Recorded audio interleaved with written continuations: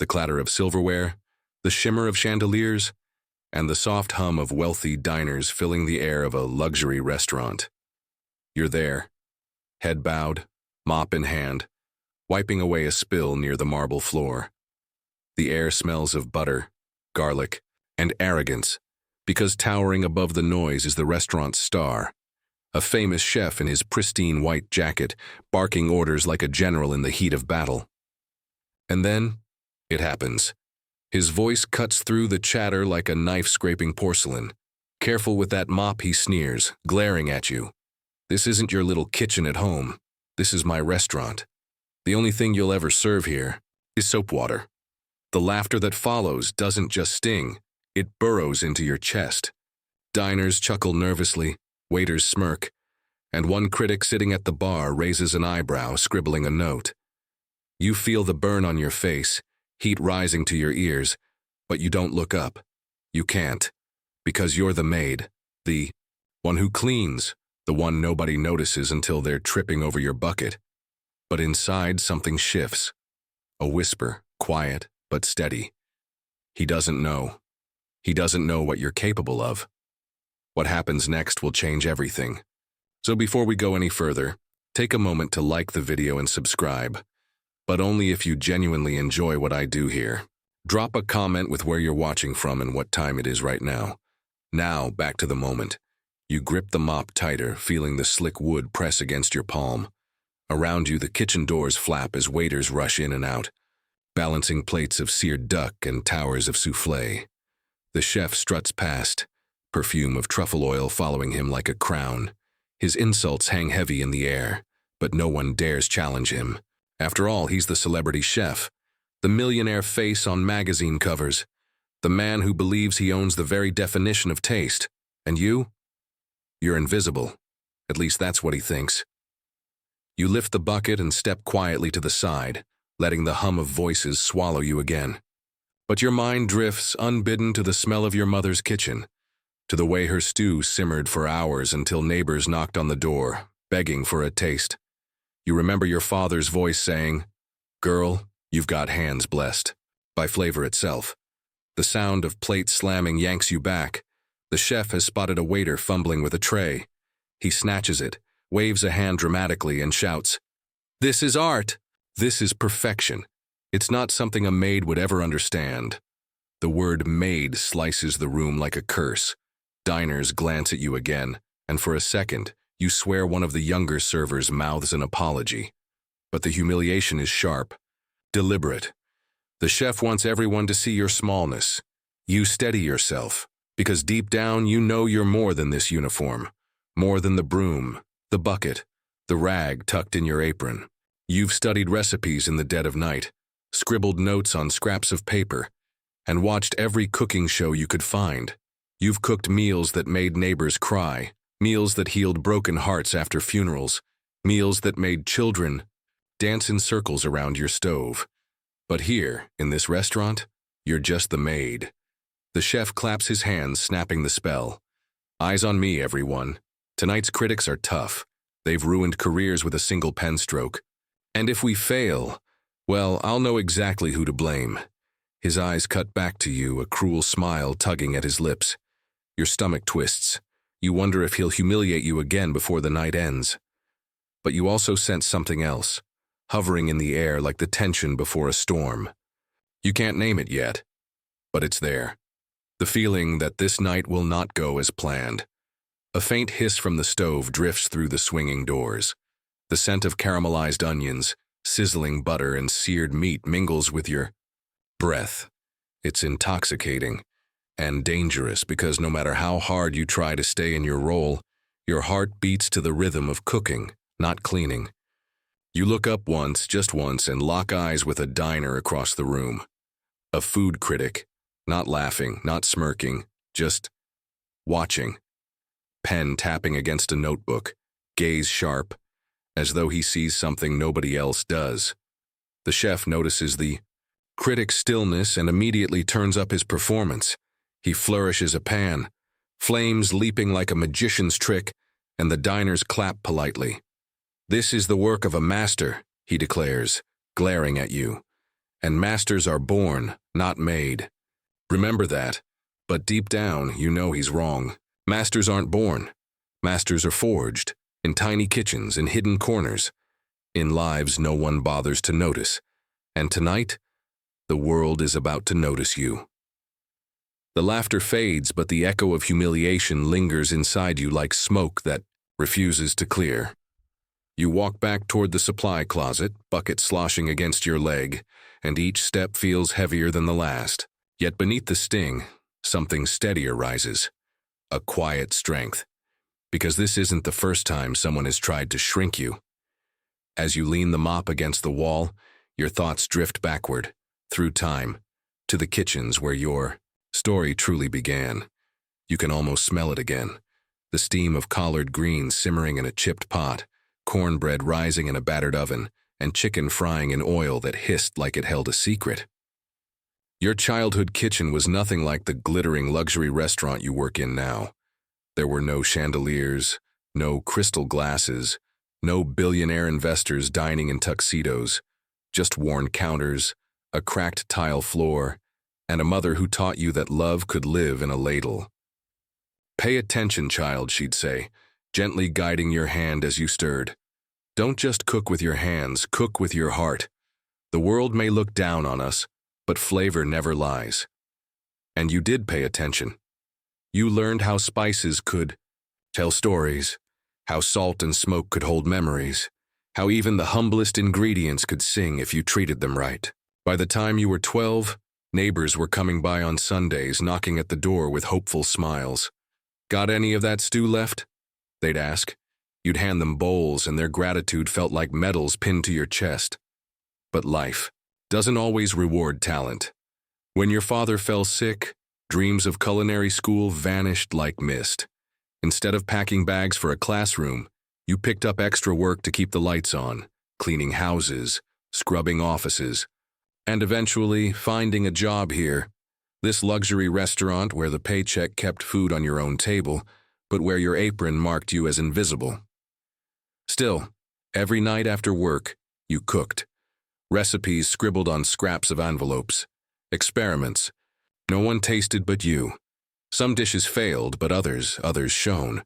There was the gumbo that made your sister weep because it tasted like your grandmother's, the pie that healed a neighbor's broken marriage, the roast that had kids from 3 houses down sneaking over, hoping for leftovers.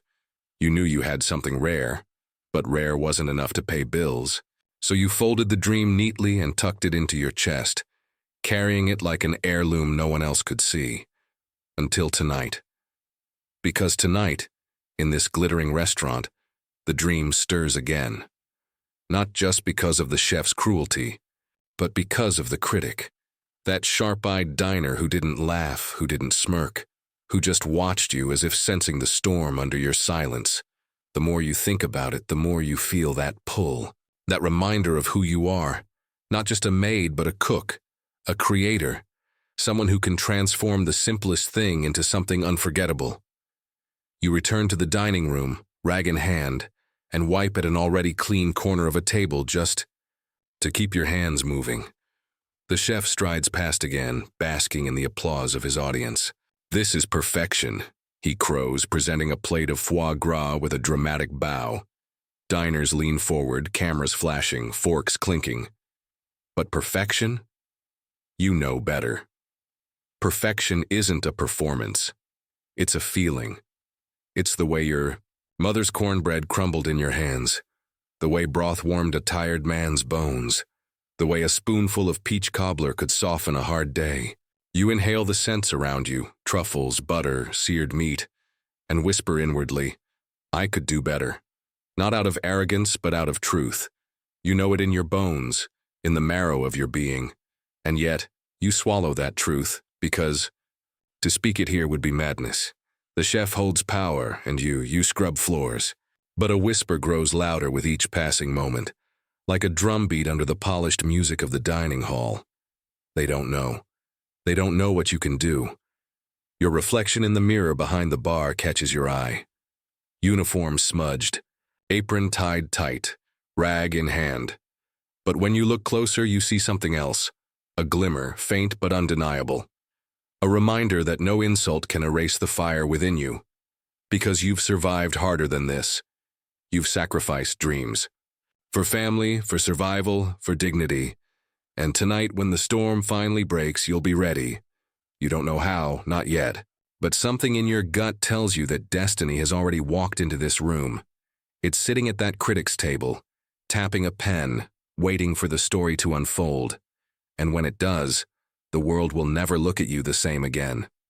The evening deepens and the restaurant hums with an energy sharper than usual. Waiters glide between tables with rehearsed grace, silver domes balanced carefully on fingertips, wine bottles cradled like precious jewels. But the air feels heavier, now charged with something unspoken, anticipation. You sense it before anyone says a word. The way the maitre d' straightens his tie 3 times in 30 seconds. The way the sous chef in the back wipes his forehead with a cloth, even though the ovens aren't any hotter than usual. And the way the famous chef himself, usually smug, but controlled, suddenly checks his reflection in a gleaming pot, smoothing back a strand of hair. Then the doors open. 4 figures step inside. Food critics. Not just any critics, but the kind who can end careers with a single headline. Their presence is like royalty arriving at a court. The diners whisper, the servers stiffen, and even the pianist at the corner slows his fingers on the keys. You feel the room shift around you. Conversations hush, wine glasses are lowered, and all eyes glance, just for a moment, toward the small group being led to a reserved table near the center. Their pens and notebooks glint in the candlelight, a reminder that every word they write tonight will echo far beyond these walls. The chef, of course, thrives on this. He marches into the dining hall with a flourish, apron crisp, knives gleaming, his smile sharpened like a blade. "Ladies and gentlemen," he announces, voice dripping with pride, "tonight you are blessed. The finest critics in the city honor us with their presence, and I assure you, they will taste nothing short of brilliance." Diners applaud politely, but you notice something else. One critic, the same one who watched you earlier, doesn't clap. He simply adjusts his glasses, leans back, and scans the room like he's searching for a different kind of story. His gaze brushes you again, fleeting but deliberate, and your chest tightens. Does he remember that insult? The chef's sneer about maids and mops? Or is it your reaction he's measuring? The way you didn't flinch, the way you swallowed. The humiliation with quiet dignity? The chef doesn't notice. He never notices. His world has no room for maids or mop buckets. He's busy charming the other critics, bowing theatrically, promising a night of culinary masterpieces. "I have prepared a menu," he declares, "that will remind you why my name is etched into the very history of fine dining." Behind the swinging doors, the kitchen transforms into chaos. Orders fly, pans hiss, knives thud against cutting boards. The BS stew. Smell of seared scallops fills the air, followed by the tang of citrus zest and the heavy perfume of truffles shaved like gold dust. You're moving quietly along the edges, refilling water glasses, collecting used linens, making yourself small. But every sound, every aroma, every plate that sails past you draws you deeper into a hunger that has nothing to do with food. You glance toward the critics' table again. They've begun to write already. Not about the food, which hasn't arrived yet, but about the performance. The chef's arrogance, his theatrics, his insistence on turning dinner into a spectacle. One of them chuckles softly, shaking her head as though she's seen this act too many times before. The critic with the glasses, though, he isn't writing. He's watching. His eyes linger on the servers, on the diners, and then, inevitably, on you. Noticing the way your hand lingers a moment longer over the bread basket, the way your eyes close briefly as a dish passes, inhaling deeply like you're memorizing the recipe through scent alone. Something inside you stirs. A flicker of recognition, as if fate has drawn a line between you and this stranger with the notebook. Meanwhile, the chef is in his element. He strides from table to table, dropping lines rehearsed for effect. This is not cooking. It is artistry. It is genius. His words swell with ego, drowning out the murmurs of staff behind him. Some people clean, others create. That's life. He glances your way as he says it, smirking for the critic's benefit. One of them frowns, pen scratching faster. The critic, with the glasses, doesn't move, but his gaze sharpens, locking on you as though daring the chef's words to become a prophecy. The tension is electric now. Plates are delivered, dishes unveiled, and every eye in the restaurant watches the critic's reactions. The first bite of foie gras, the second of saffron risotto. Nods are exchanged, notes scribbled, but no applause. Yet the chef hovers, sweating under the weight of their silence, desperate for validation. And you? You linger near the edge of the room, rag in hand, heart pounding, because deep down, you feel it. Tonight is more than just another night of insults and mops. Tonight, something bigger waits just beyond the edge of this performance. Something that will turn the balance of this room upside down. You can't see it yet, not fully, but you can smell it in the air, hear it in the rhythm of knives against boards, feel it in the gaze of a critic who refuses to look away. And soon, you'll know exactly why destiny brought them here. The evening rush hits its fever pitch. Orders stream in rapid fire, waiters juggle trays like acrobats, and the kitchen roars like a battlefield. The famous chef moves like a conductor, waving knives, slamming pans, shouting orders that echo across stainless steel. He thrives on the chaos, convinced it proves his genius. But chaos has its own plans. A shout splits the air. Fire. One of the junior cooks flails as a pan erupts in flames, oil spitting sparks like angry fireworks. The scent of scorched butter floods the kitchen, sharp and bitter. A waiter stumbles back, nearly colliding with another carrying wine glasses that shatter against the tile. Diners gasp from the hall as smoke curls past the swinging doors. The chef barrels forward, cursing under his breath. Idiots. You'll ruin everything. He grabs a towel, slaps it over the flames, but in the scramble, disaster multiplies. A tray of plated risotto, the critic's next course, topples, crashing to the floor in a spray of rice and saffron. The room freezes. Every pair of eyes turns toward the mess, the ruined dish meant for the critics, the wasted centerpiece of the evening's performance. The chef's face flushes crimson. "Get another plate now," he roars. But the risotto pot is empty. Every grain had gone into those plates. Time ticks like a drumbeat. The critics wait, pens ready, diners whisper, and the chef's composure cracks. For the first time tonight, you see fear in his eyes. You stand at the edge, rag clutched in your hand, heart hammering. You should stay invisible, fade back into the walls. But something stronger rises in you, a memory of your mother's voice. Don't just cook with your hands, cook with your heart. Your gaze falls to the counter, ingredients scattered. Onions, garlic, herbs, stock simmering gently. The makings of a dish. Not the risotto the critics expected, but something better, something true. Your hands move before doubt can stop you. You step forward. "I can fix this," you hear yourself say, voice steady but soft. The kitchen erupts in laughter. Cooks exchange incredulous looks. The chef spins, glaring at you as though you've committed a crime. You? A maid. You can't even boil water without burning it. Stay out of my kitchen. But the critics have noticed. One of them leans forward through the haze of smoke, curious. The one with glasses tilts his head, pen poised. You take a breath, give me 10 minutes, just 10. I'll serve them something they'll remember. The chef sneers, but desperation claws at him. The critics are waiting, their patience thinning. He has no backup plan, no spare risotto, nothing to serve but humiliation. His pride wars with his panic, and finally, with a dramatic flourish, he snarls, "Fine. Let's see the maid embarrass herself." The staff chuckles nervously, but no one stops you. Not this time. You step into the line, slipping past stunned cooks, and suddenly the kitchen feels alive in a way it never has before. The knife fits your hand like it was made for you. The onions surrender beneath your blade, their sharp scent rising with each slice. Garlic follows, crushed under the heel of your palm. A pan hisses as you swirl oil across its surface, then onions tumble in, sizzling like applause.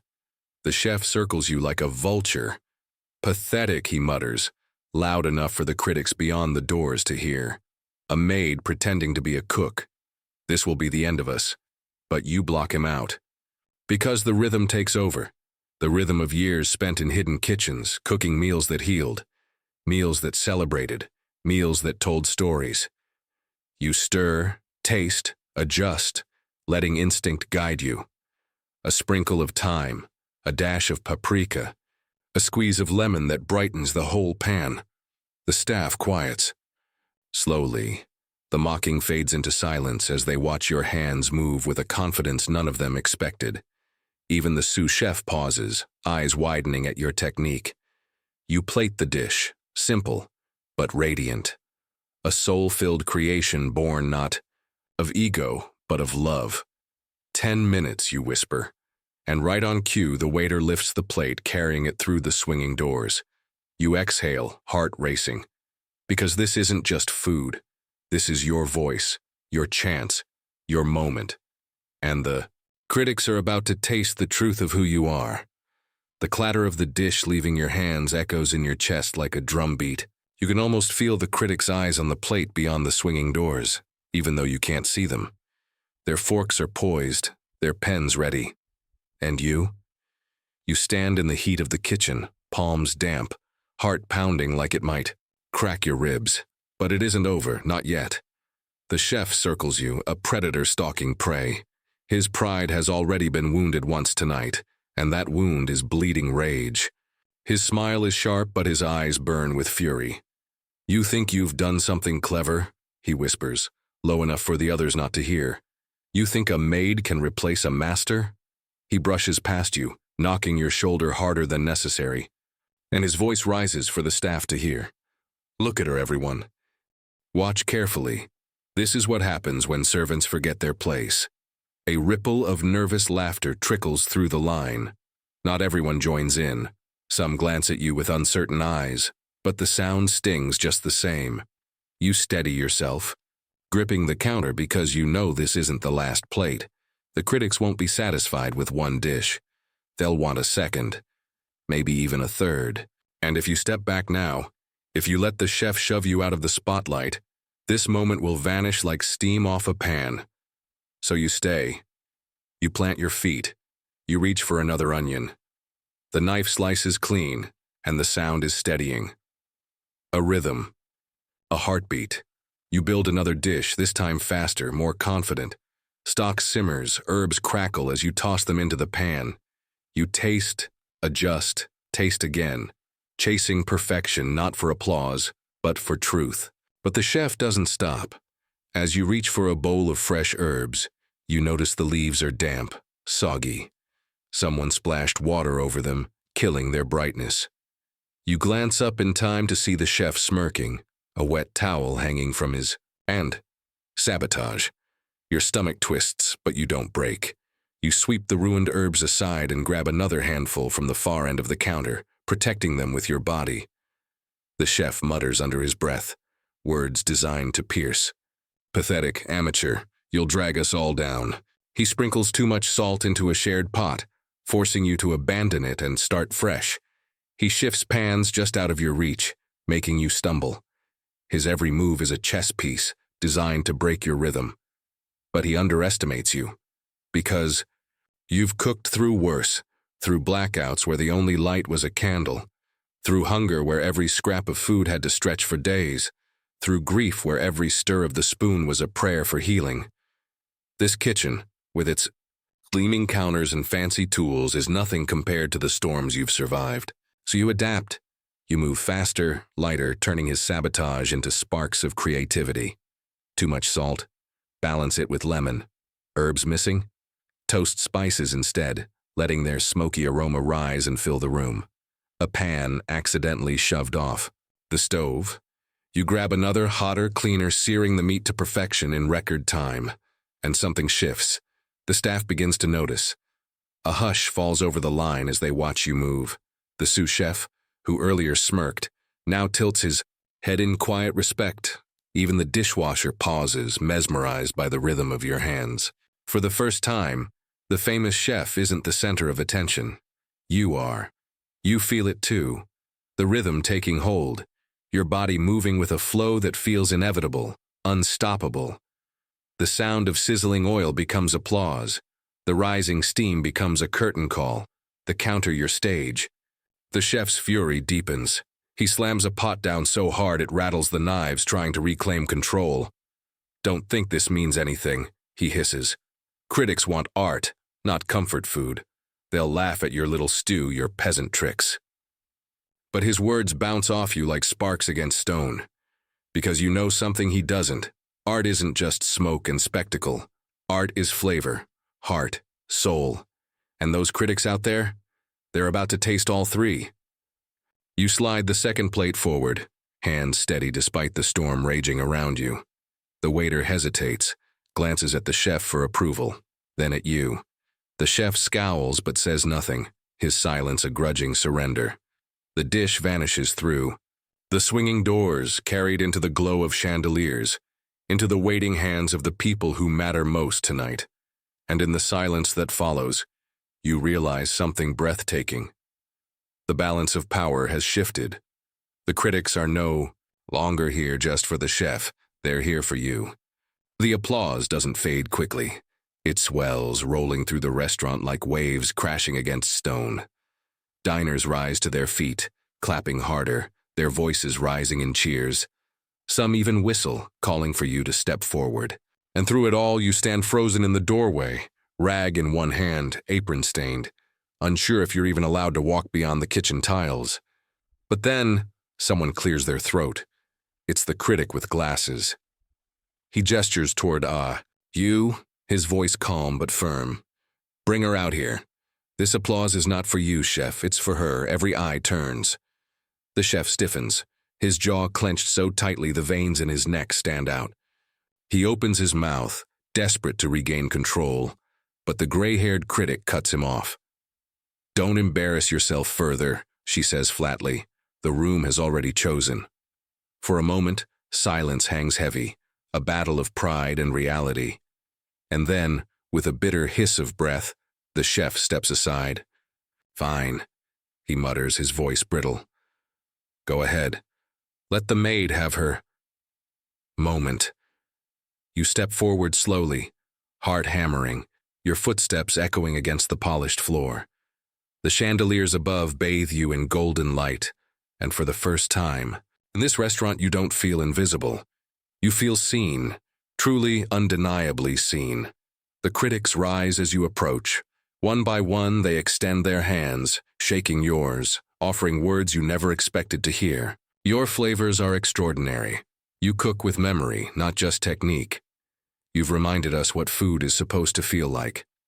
Their praise fills you with warmth, but it's the critic with glasses who leans closer, speaking softly enough that only you hear. Don't waste this. You belong in kitchens that honor you, not ones that humiliate you. His eyes glint as if he knows a secret, as if he's already writing tomorrow's headline.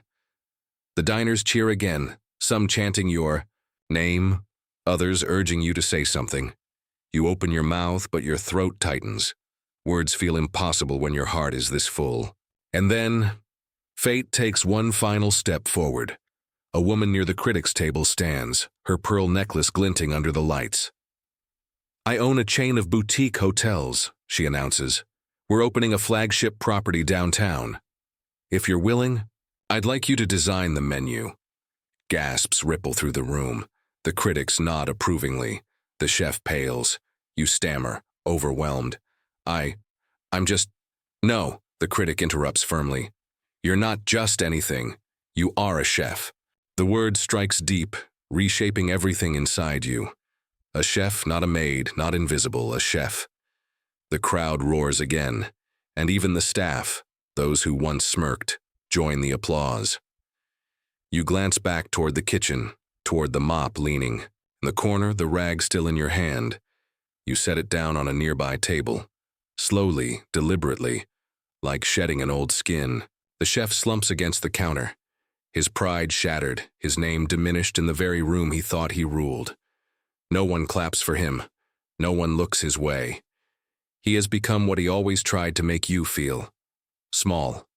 But you stand taller than ever, your head lifted, the glow of respect wrapping around you like sunlight. Tonight you walked into this restaurant as a maid. Tonight you leave as something greater, a reminder that dignity cannot be stolen, that talent cannot be silenced, that heart will always outshine arrogance. And as the applause fades into murmurs, as the critics scribble their final notes, you realize this is only the beginning. The world will never look at you the same again. The restaurant slowly clears, the chandeliers still glowing, conversations buzzing about what they just witnessed. People don't leave whispering about the famous chef anymore. They leave repeating your name, telling each other about the maid who cooked with heart and changed everything. You stand taller than before, apron loosened but spirit unshaken, because tonight has proven something no insult could erase. Your gift is undeniable. The mop that once defined you now sits forgotten in a corner, just a reminder of where you started, not where you're going.